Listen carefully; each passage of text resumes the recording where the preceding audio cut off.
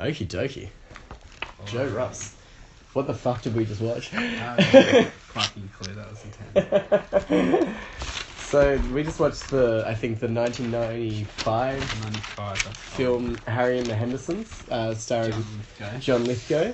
And Harry, obviously, the Henderson. And yes, Harry No, Harry's not a Henderson.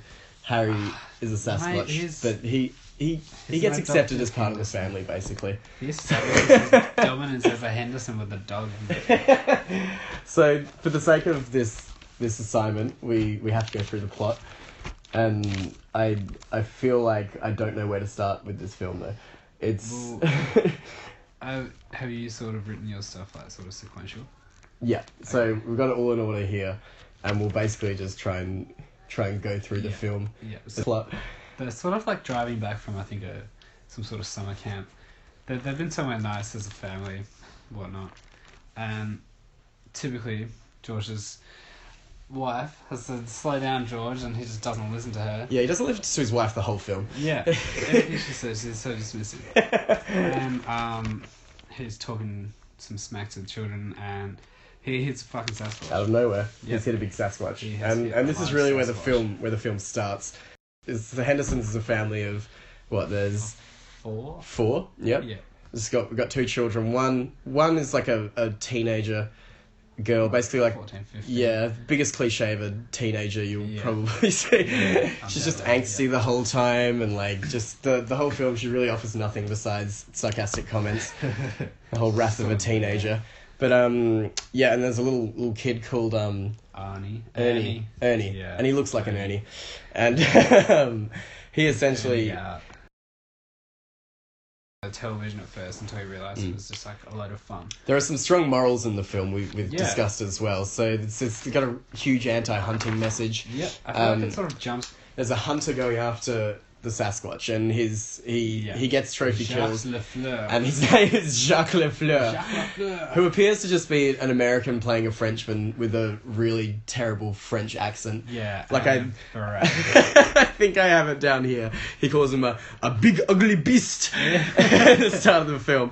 And we also learn very quickly that Jacques not a fan of the Bigfoot. He wants the Bigfoot for pride's sake. He wants to be the one that kills the Bigfoot. Yeah, well, the first thing I wrote about Jacques before he had even said anything was Harry has a stalker.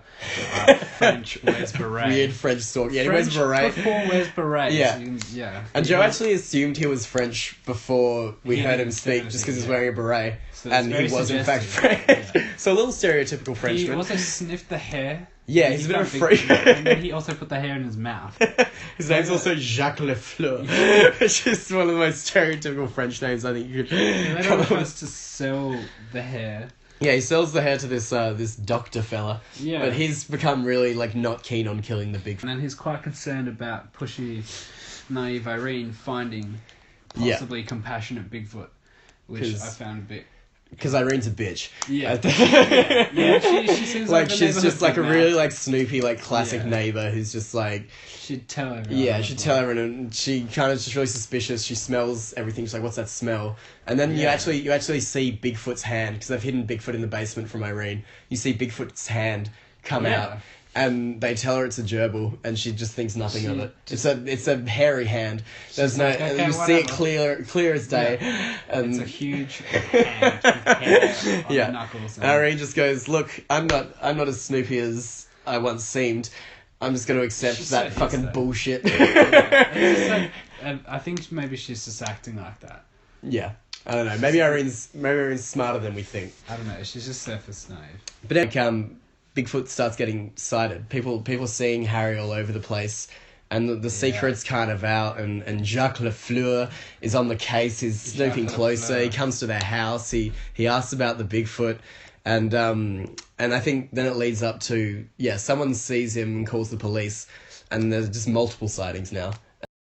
So they basically get driven out of the city again by Jacques LeFleur. Like he's chased them, and they're going into the woods. And Jacques LeFleur comes along. His theme song plays, which I'm pretty sure is just Jacques LeFleur, Jacques LeFleur, scaredy Frenchman, Jacques LeFleur. That's not true. That's not really in the film, but he was on the right. And then when he mimics siren to clear the freeway. Yep, we went through that, I think. Yep. And then I think what happens. Okay, so Jacques LeFleur is like driving up to them. And little fucking fuckboy Ernie sees them coming up and decides to warn everyone. And so, like, George has to kind of, like, push Harry away and say, like, go into the forest, like, you need to live without us. Yeah. But Harry just doesn't want to go away. Harry does not want to leave. And in some, like, bizarre fashion, Henderson. like, fucking George just, like, gives him a haymaker. Just, like, punches the Yeti in the face. He's just like, get out of here! Just out of nowhere, just fucking wallops him. And then Harry gets the message, and then, you know... Not even. He walks like a few meters and then he looks I think back he got the and he's message when he got punched in the face. But he's like, why did you... Yeah, he was like, you can turns tell around it's and like we've formed this huge relationship and that was you just rude. come out of nowhere You're my and fucking boy. giving me a right hook. But I thought it was a very odd choice. I thought it was out of tone with the rest of the film, and I really don't know why they decided Mr. to. Henderson's a kind man. He spent all this time. Really just this peaceful creature, that becomes part of a family, and they have a proper goodbye, like E.T. style, with the whole family Yep. of Bigfoots. And then there's a family of Bigfoot that comes out of nowhere. Oh my gosh! Multiplied. But obviously not been present during the film for some reason. I really urge everyone to watch this film. It is truly classic. Quite bizarre. Yeah. Like it's even worth it just for It's a like roller coaster. the shitty costume itself of the Sasquatch. It's just the face and the man. It's an enjoyable film. It went for 2 hours, which was weird. I feel like they could have achieved more in 90 minutes. 9 minutes. Yeah, it wasn't really a 2 hour slog. Like we just went to see like A Quiet Place, and that went for like 2 hours. That went for shorter than that film actually. Yeah, I think that was a 90-minute film. Yeah, that was but apparently very well summed up though. Apparently Harry and the Hendersons Warrants warrants 2 hours. Yeah.